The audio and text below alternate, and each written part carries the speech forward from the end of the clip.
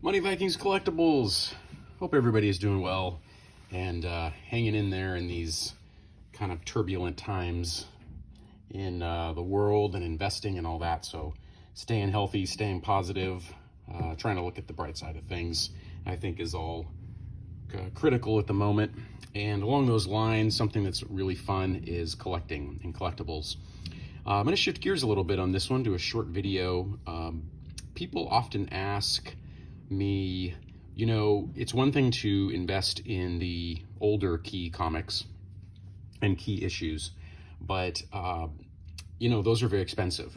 So, you know, we all have different budgets, including myself. I'm not, you know, don't have an unlimited budget for collectibles. I have to be wise with where I'm placing my capital. And, you know, my first rule of thumb is enjoying the collectible just for the aesthetic pleasure of it, the artwork of it, the gameplay, the fantasy, the imagination, the connecting with other people, supporting something that's positive, supporting artists and all that. So there's all that good stuff. But there's also the idea of value and what may or may not go up in value.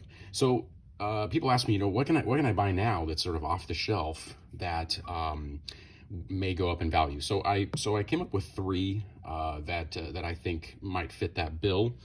The first one is Immortal X-Men #4, and with this one you have the Emma Frost character, of course, and in this issue she is you know, protecting the children, of course. And there is a cover variant of this one where it's kind of this like Marilyn Monroe montage. So I don't have that variant, of course. I've got this variant with this cool cover. So anyway, I think this is one to consider in terms of if you're an X-Men fan, which how can we not be fans of X-Men? It's just like such a cool you know, such a cool thing. So that's one of them that I enjoy and I'm going to put aside. And, you know, maybe we'll go up in value.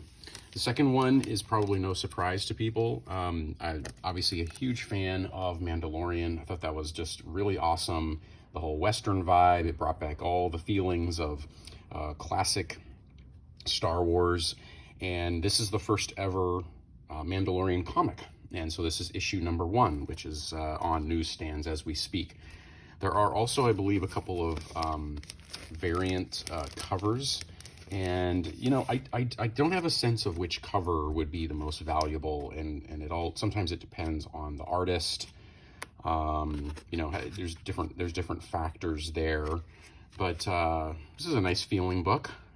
Feels like good quality, has kind of a thickness to it. The paper, I guess, is probably a good grade. Maybe they anticipated that this would be very popular given the popularity of the Mandalorian. But if you wanted to own the first introduction of this character in comics, this would be the issue to hold on to. So so that's a possibility, that one. And you know, years later, if these do end up being worth something, I would consider having them graded. You know, comics do not actually take up a lot of space. That's kind of a good thing about, I mean, unless you go crazy and, you know, you're buying thousands and thousands of them. But if you have a collection of a few hundred books, you know, this doesn't take up that much space. You can put, you know, many books in a box, and that's, you know, that's your collection. And the last one I'm going to mention today is Rivers of London. This is based on a 2011 book series.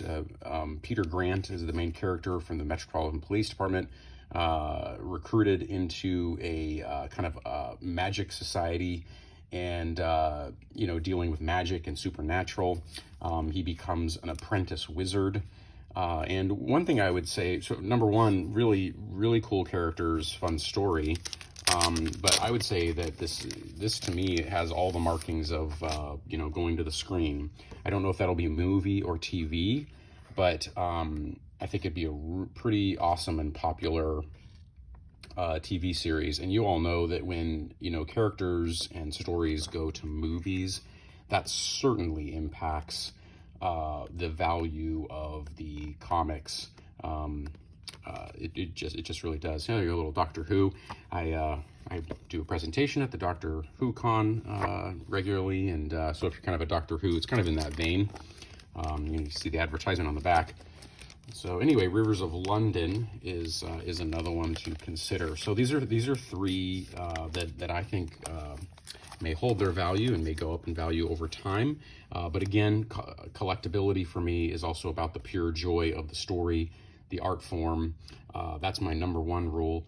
But beyond that, maybe you can also make some money at it. Okay, hope you all have a great one, and please subscribe and like if you can, and help support more sharing of fun collectibles and artwork together. Thank you.